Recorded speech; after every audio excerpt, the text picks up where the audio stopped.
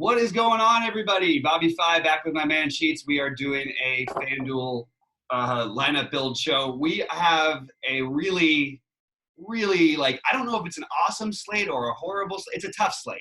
I actually think I love it now, but there is there's just a lot of good ways to go. So Sheets, let's get into it on Fanduel. How are we making a 9-man build with So for me, all these wonderful guys? okay, so I'm not making a 9-man build. I'm probably making probably different builds. I mean, the way FanDuel is going to work today, and DraftKings too, but FanDuel also is like with the last couple of days, especially like yesterday, like whatever I put in a lineup, and we talked about this. I'm like, boy, oh boy, this is terrible. I mean, whatever I put in just felt terrible. Felt like the best of some given alternatives, but it just felt awful. I just love a lot of things today. You know what I mean? So Yeah. I think whatever lineup I put in, I'm going to be happy with. And if there weren't, 200,000 other lineups I had to battle with, I'd be really confident. You know what I mean? But it's fine. Yeah. I think that we can make plays that we feel comfortable in, and as long as we make good low-owned plays that have upside and kind of roll the dice, I think we put ourselves in a position to win. Yep, absolutely. So we're going to go position by position. Let's start with point guard. You got Fox and Nunn in there up on this build.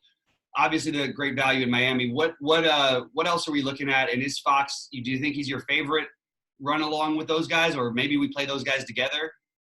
Well, yeah. So again, I was trying to judge it both as a function of ownership as well. But like Nunn is obviously going to be extremely chalky. But the guy I mean, if you want to pivot off of Nunn, I might take another shot at Reggie Jackson here. That could be another interesting way to go. He's going to be significantly lower owned. Now it's going to be tough. I mean, Nunn's a tremendous play, but just to give you a couple of possible pivots, I could consider Reggie Jackson or Jalen Brunson. Or maybe they're both a little more expensive, but I think those are decent pivots. I put Fox in again just because he's not my favorite, but he's going to go with the Nunn thing a little better. My favorite plays are going to be, big surprise, going to be either Damian Lillard, who looks really, really good, or Ben Simmons, who he would be a really good play for me also. I definitely think that Lillard, would be a little bit better than Simmons. But, yeah, if I can get to them, great. But Nunn is going to be a difficult fade. If you do want to, again, I suggest Reggie Jackson or Brunson as pivots. And I think Fox is probably maybe my 8th or so favorite, just, based on everything else. But just because he's going to be pretty low owned and can fit this Miami build a little bit better, I threw him into this one. Yeah, it's an interesting position because you're going to have the highest. It's weird because everybody's in the same price range, and I actually think Reggie Jackson will be probably the 4th or 5th highest owned point guard. I would guess probably 4th. Maybe 5th. I think Nunn, Rubio, and Dragic are going to be the chalkiest. I think people are going to actually play some Rubio, but not as much as they will the other guys. And I think that's just a tremendous pivot right there if he does end up being less owned. I have no interest in playing Chris Paul, even though I completely think the matchup and the price are good. There's other plays. There's just too many other ones. I'm going to skip the Ben Simmons thing on FanDuel myself tonight. Totally like it. Totally get it. Again, I love playing alone Damian Lillard at 9,400. I just can't get over it. And that combined with the Nunn, Dragic, Rubio combo is pretty much going to eat up almost all of my spots. I get the De'Aaron Fox thing, but I'm not going to go there myself. I will go to I think we may in some ways be overthinking it, overusing the value that we may not need over here on FanDuel. So maybe you just say F it and play Damian Lillard and Trae Young. You have a ridiculously high floor with an astronomical ceiling. Like Trae Young is not going to get less than 45 or 40 probably in pretty much any game. Even if they're blown out, he's probably going to get 40. Let's say he gets 40 out of a bad game. But I don't like him tonight particularly. But these guys are so reasonably priced over here, and there's so many different ways you can build that I actually think it's kind of interesting just to run the two guys out there at almost no ownership.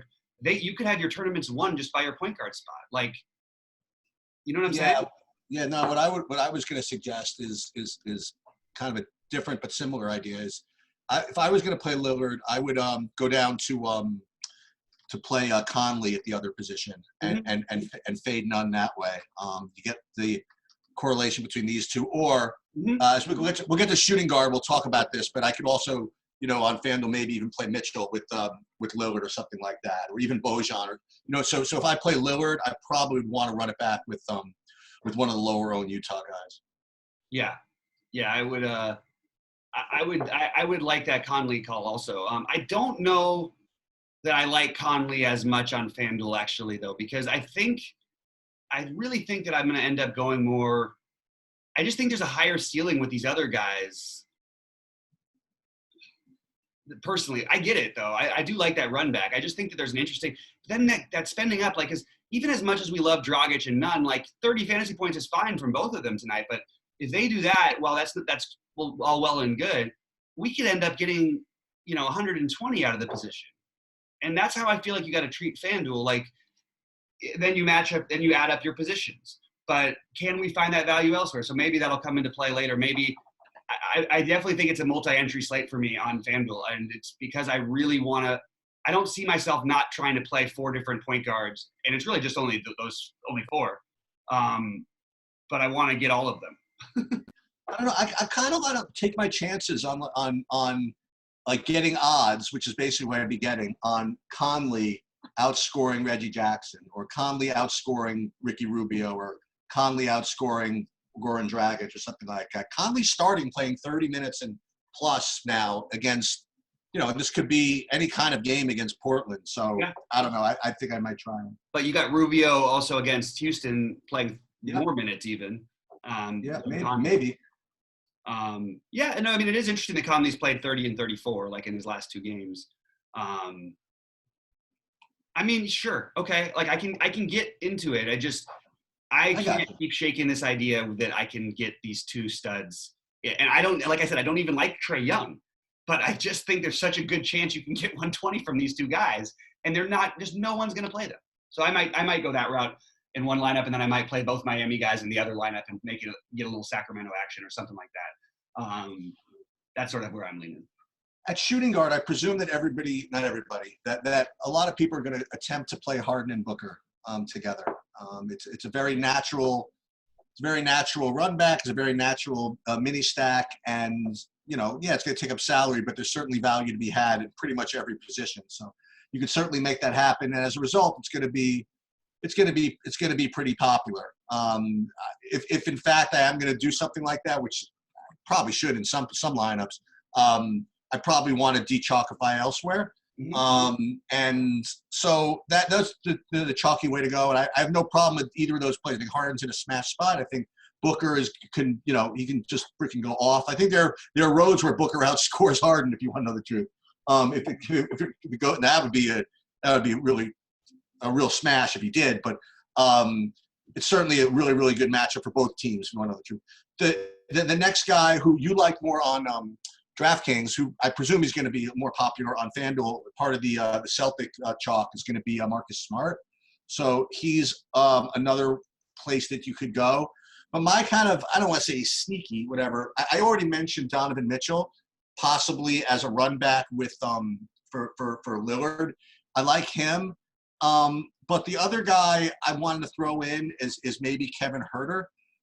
If I'm going to play someone like Tatum or one of the other Celtics or 2 of them, I would want some kind of Atlanta run back. And like you were saying, Trae Young's obviously a good play, but maybe a lower owned one that could, save some money also is maybe go Kevin Huerter. So he'd be a guy I might go to. And for whatever reason, I'm not going to Oladipo on FanDuel, but maybe you could talk me into him. And that's pretty much all I have. I'm playing Oladipo everywhere, so I don't. Yeah, I got you. It's just, I just feel like we get these opportunities every so often, and you got to capitalize, especially when they stay unowned. But the problem with Oladipo a little bit on FanDuel is Marcus Smart being 53 and Huerter being 46 and Duncan Robinson even a little bit at 43. I could make good cases for all those guys, especially with the minutes Huerter's been playing. It's absolutely incredible, just an absurd amount of minutes. I don't know, man. It's I'm finding a lot of pay downs or pay all the way up for the Harden and Booker. It's a lot of I'm not playing the Mitchells over here so much, and the Schroeders or Van Fleets and McCollum. Like none of those guys. I do think Buddy Hield is the other pivot over here. If you play where you play the Miami guys, that you could play Buddy Hield with them. I think that's an interesting way to go. 5,300. That's just we know what he can do at that price. This is a 10x possibility for him. And actually, he's like pretty safe. I mean, he's not going to play no minutes. Like, I don't know. Like, the weird part though is then I get into the Buddy Hield versus Oladipo, and if they're going to be playing the same number of minutes in general, that's a guy I'm always going to take Oladipo. So it feels funny that I wonder what the ownership is on Buddy Hield tonight, projected. No one's going to play him. He can't be played, right? So they're going to be unowned. Oh man, this might be. I might just have. My build might be just too contrarian. You're going to fade Harden in that lineup, probably. Yeah, but I can play both stud point guards, but I could also play Harden.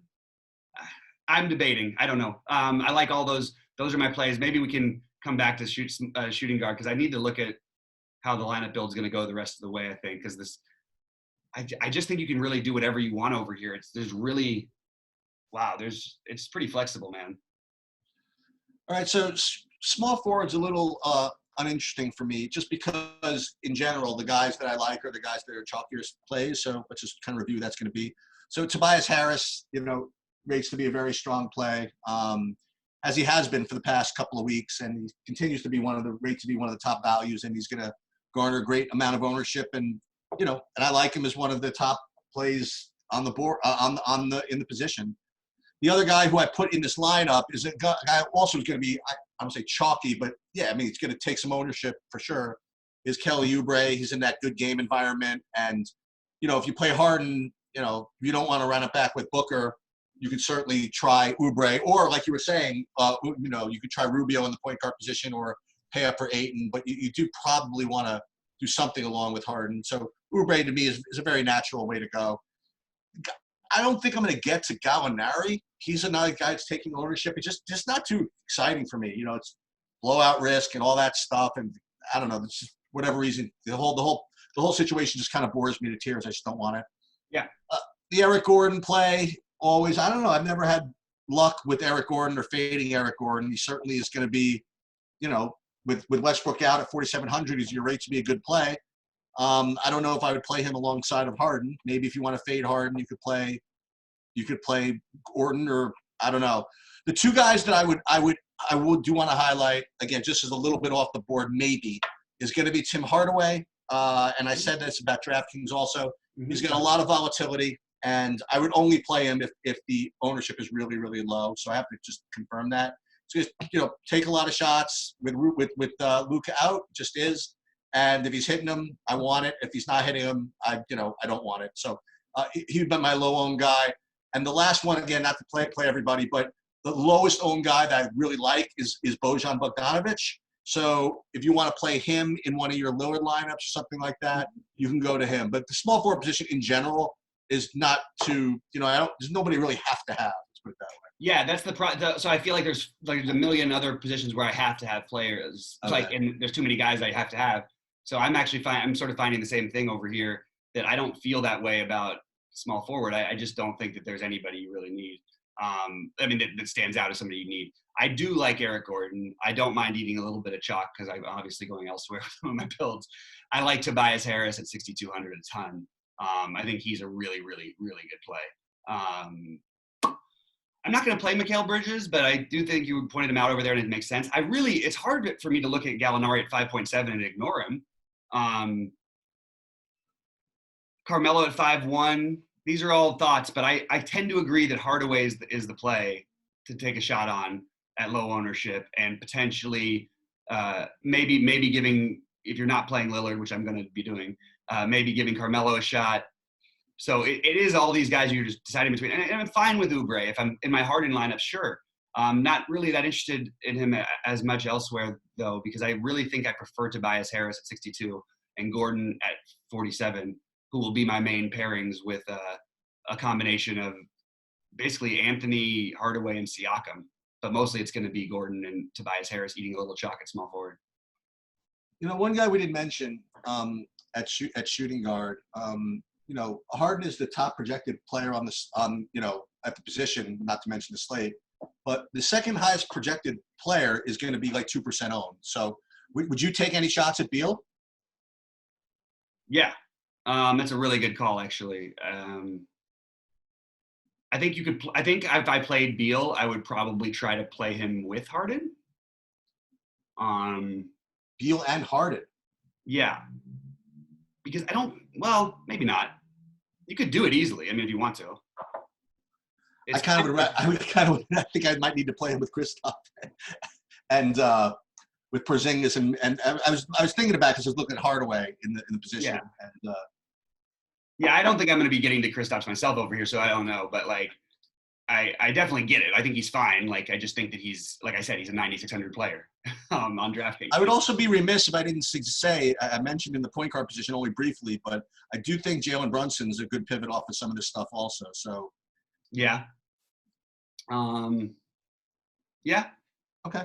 I don't know if I could go there with my Jalen Brunson, but I get it. I just think that there's too many other plays. I do like that game, but I don't find myself using as much of it except for Hardaway on Fanduel here, which is basically why I want to use Hardaway. I want exposure to that game.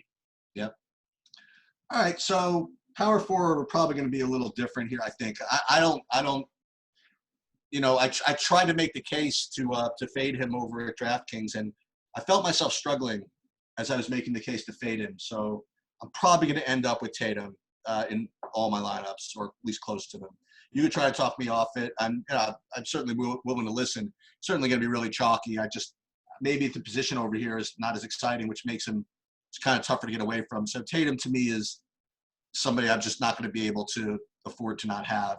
The second thing, you could just go a lot of different places. I'm going to just throw in, just for your consideration, Covington. Maybe I was a little excited just seeing the way Houston's playing, since the trade of Capella. But I think Covington's is really, really locked in for just a shitload of minutes for the rest of the season. Now it's a back-to-back, so there's always that. But but I think that he's going to be fine, and I think that you want exposure to that Houston game. I think that Covington's a really really good, I mean, in a way, a safe way to kind of get there, because he's going to need him on the court for defense. You're going to need him on the court for rebound. He's going to shoot the ball also. And he would probably be my second favorite power forward, given ownership, I suppose. There's Bam, there's Collins, there's Serge, whatever. But I'm basically starting with Tatum. I just can't get away from it. Yeah, I like Tatum, obviously, but I also really like Bam and Sabonis. So I'm good with any of those three. And I like John Collins' price over here. I'm really not sure that there's anybody I'm dying to pay down for. I think you can pay down for Demboya or Siku, Siku Demboya or whatever. I think you can play Rui Hachimura at 44. That's another guy from that Washington game. That's good. Yeah, you can get him in there. But I really think that it's the main 83 to 8,100, 8,000 to 8,300 players, and those are the three guys you'll see most of my lineups. Okay. All right. It's funny. So center on FanDuel. It's so funny the way it always seems to work out this way. But I feel myself giving the exact same speech for every day on FanDuel. So let's talk about it. I think there's 1, 2, 3 ways you could go. One is you could pay down for Cantor, who is going to be, I presume, the chalk play. Although it's interesting, when you get these chalk center plays on FanDuel, they don't take the same amount of ownership as they do on DraftKings, obviously, because you can only play one center and you're giving up good opportunity cost by playing them. But with that said, it certainly rates to be a good value, and it opens up a lot of other stuff. So that's certainly one way you could go. The second thing you could do is pick between these pay-ups, okay? So that's going to be in various stages of pay-ups. We're talking about Gobert, Embiid, Whiteside, and Ayton. I'm not into the Whiteside deal today, especially if he's going to be owned. I think that Ayton would be, he looks to be kind of the toughest one because he's more expensive than Whiteside, more expensive than all these guys except for Embiid. But I think that until further notice, you almost want to stream centers that have skill, you know what I mean, against Houston. So he would be the place I would go if I would pay up. There's obviously Embiid, who might just come out and just want to kill somebody today. after that performance yesterday. So that is one way you could go is you pay up for any of those guys. I think 8 would be my favorite, then Embiid. Or, and again, this always works out on FanDuel, you could do the total alpha / beta ridiculous pure pivot off of Cantor and go Steven Adams at 4,800. So that is my center analysis. Yeah, I certainly understand the Steven Adams thing. I just don't think I'm going to end up. Maybe I'll do it as a pivot off Cantor in one lineup or so. Right. I don't mind it. Like I think it's a good play.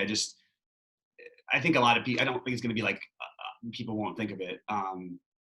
I really think that in terms of spending up, like it's weird to say this, but like I think that I might play Ayton. I felt pretty sold last night after watching what a big man could do to this Houston team. But at the same time, I mean, obviously Houston was great on the flip side. But if you're going to play the Harden game, I think that playing that game stack with Ayton would be the way that I would want to go. And my next most interest pay up would be Gobert at 79, which I think is extremely reasonable. And then when you're paying down, it's basically Cantor. And like you said, if you want to make an interesting pivot, you can pivot over to Steven Adams. And I think that's actually like, I don't know where I stand on that. I actually think Adams is probably like a closer than the projections have it. So maybe I really don't think anybody's doing it. I think that you think that people are doing it. Really? I don't know. I mean, he's written up by people like. Oh, is he? Okay. Like, I'm just looking at some things. I don't know. I still feel good about Cantor though. I think I'm gonna just. I mean, it's Atlanta, man. Like, well, actually, wait a minute. It's Atlanta. We still don't have everybody from Atlanta, right? Yeah, we don't have Capella. So that's good. Okay, yeah. So I'm just making sure of everything. Hey, so you can't do this with I don't think with Harden, but I just kind of fiddle around with one of your ideas from DraftKings. If you wanted to try to get Lillard, Conley, Gobert in a thing over here. Yeah. There's no. You just can't. I don't think you can get Harden in and do that. Wait, Harden, Lillard, Gobert. I have Lillard, Conley, Gobert. You could do it. One of those. That's rough business. I mean, like. It's yeah. You have to. Well, you just don't play Covington for one thing. Right. I think Covington's a no. I mean, personally, I like Covington tonight, but I don't. I think he's fine. I mean, he's just a guy I put in. Yeah, I just like that. I mean, you can go to Rui, who I really like at 44. I mean, I like the lineup, obviously, but you can't really, you obviously can't play it. You can go Siku. You could take away. Yeah. I guess. I mean, at power forward, I think what you do is you play Rui, and then you move over to you just drop down it from Oubre. Or screw Harden, full stack with Mitchell, and then we're now we're asking for it. I like it. All right.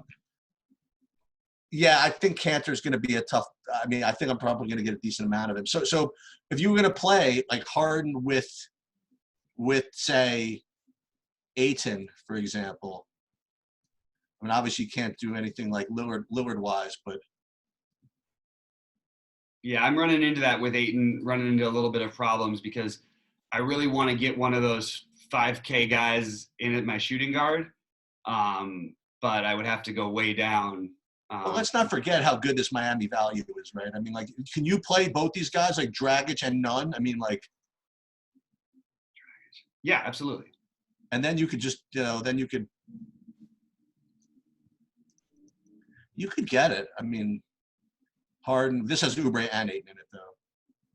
What if we do just fade Jason Tatum tonight? I mean, what is he going to be owned over here? It's going to be higher than we're projecting, right? Has to be, right? Yeah. I mean, it's weird because I like Bam almost as much. It's weird that I don't know how some ownerships have Bam as being higher owned. I just cannot see how that happens. But I love Bam. I actually think Bam is in a sneaky – the Butler being out, I think, affects Bam. I don't think people realize how good at basketball Bam is and that he can actually play, like, all levels of the game. They can run offense through him. So, like, what I would have an issue with this lineup is the problem with Bam in this one, though, is if I'm going to play Nunn and Dragic, I would want to put Nunn, Dragic, and Bam. I probably would be looking because there's some good value guys. I probably would be looking to get away from Herder possibly and playing Healed. Yeah, this is asking. Healed or Bogdanovich. I really like those. I mean, I like those plays a lot. Yeah. I don't like the idea that I'm totally fading Oubre over here, but I think I might be. That's okay. I mean, whatever. Fade Oubre, and I'm playing in each of my big lineups on FanDuel. I've got one player against Utah. Carmelo. When's Jabari Parker going to be active for Sacramento? Jabari will be active. I mean, he hasn't played in a while. I don't know. He's been hurt. Good question. Give me him off in that second unit. Let's go. Yeah, absolutely. No question. All right, man. Well, I like those builds. I mean, just to give you some ideas of who I'm using real quick, I mentioned that the two centers I've got in my current builds, and I know it's early in the day, I've got Cantor and Ayton in there. I've got my backcourt of Lillard and Trae Young, and I've got my backcourt of Dragic and Nunn, where I'm using Buddy Hield. So that's the way that route I'm going. I mentioned that I like Sabonis, Bam, so you can imagine that I have some of them, and you can imagine that I probably have Rui in one of my lineups. So that gives you a pretty good idea of where I'm at right now. And it was really easy to build them, which usually would have me worried. Not worried at all in today's case. It's just too many good lineups you can build on FanDuel. The problem is you're going to need a ton of points. You're going to need an absolute. You think so? I do. I think you're going to need a ton of points tonight. I really do. I think you do too. And the way I don't know how, the way I like to analyze it that way is if the value is like good. Yeah. Then you're going to need a lot of points, So I do think that Miami value is very strong. Let's put it that way. Yeah, but it isn't. Maybe it won't be quite as high scoring as I'm saying. Because you know what? There isn't any like minimum cost value over here, really. Like even Cantor's for the closest to 4,700, or right. But that's not like real. Like that's what's great about the builds today, and why I can stay away from Harden on DraftKings, less so on FanDuel, but. I just think there's so many ways you can build the mid tier just feels underpriced, So if you were playing FanDuel, you were playing, say, what do you usually play at FanDuel, like 20 lineups or something? No, I don't play that many lineups on FanDuel. Occasionally I'll play up to 10 of the like mid tier, and usually 2 of the big ones, maybe. Sometimes I'll play between 1 and 5 of the big ones. Usually today it's 2. Yeah. So you think you'd probably get 50% of Harden? Or more? I would play him in half my lineups. Okay. Yeah, on FanDuel. I mean, if I was playing 3, I probably would have him in 2 of them, to be honest. Because I would want one lineup to have him in Booker. Right. And then if you weren't going to use Harden in a lineup, do you think you'd want to use like Gordon? You know what I mean? Like to just.